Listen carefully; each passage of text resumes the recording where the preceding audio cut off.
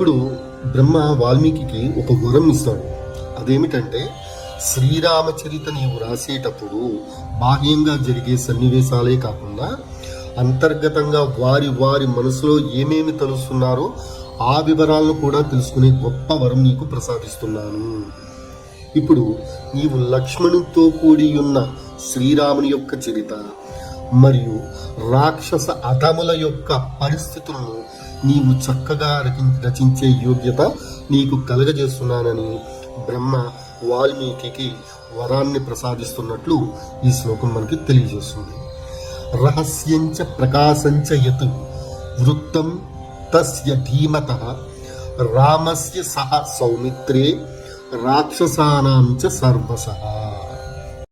అలాగే సీతాదేవికి సంబంధించిన చరిత్ర కూడా ఏదైతే ఉందో అది లోకానికి తెలిసినవి, రహస్యమైనవి, ఎవరికి తెలియనివి అన్నీ నీకు తెలుసుకునే యోగ్యత నీకు కలుగజేస్తున్నానని బ్రహ్మ వాల్మీకి వరాన్ని ప్రసాదిస్తాడని ఈ శ్లోకం మనకి తెలియజేస్తుంది.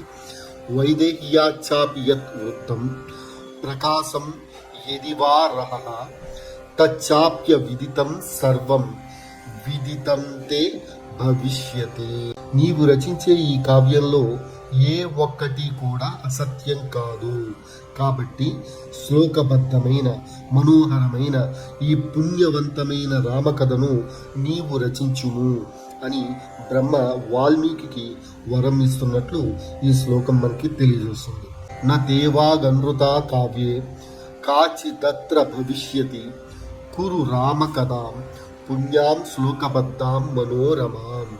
అలాగే ఇంకేమి వరాలు ఇస్తారంటే, భూమిపై పర్వతాలు నదులు ఎంతకాలం నిలిచి ఉంటాయో అంతకాలం నీ రామాయణ కథ లోకాలలో ప్రచారాలలో ఉంటుంది అని బ్రహ్మ వాల్మీకి వరం ఇస్తాడని ఈ శ్లోకం మనకి తెలియజేస్తుంది. యావత్ స్థాస్యంతి గిరియ సరితచ్చ మహీతలే తవ రామాయణ కథ లోకేషు ప్రచరిష్యతి. నీవు రచించిన రామాయణ కథ ఎంతకాలం లోకాలలో ప్రచారంలో ఉంటుందో అంతకాలం పాటు నీవు ఊర్ధ్వలోకాలలో, అధోలోకాలలో, బ్రహ్మలోకాలలో శాశ్వతంగా నివసిస్తావని బ్రహ్మ వాల్మీకి వరం ఇస్తారని ఈ శ్లోకం మనకి తెలియజేస్తుంది. యావత్ రామాయణ కథ త్వత్కృత ప్రచరిష్యతి తావ దూర్ధ్వమదచ్చత్వం మల్లోకేషు నివత్స్యసి. తర్వాత వాల్మీకి రామచరితను రాయటానికి కావలసిన వరాలన్నీ ఇచ్చిన తర్వాత బ్రహ్మదేవుడు ఇమీడియట్గా అంతర్ధానం అయిపోతాడు.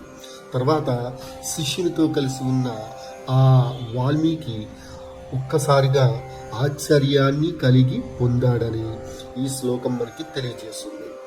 ఇత్యుక్త్వా భగవన్ బ్రహ్మ తత్రై వాంతరధీయత తతస్య శిష్యో భగవాన్ మునిర్ విస్మయ మాయయౌ.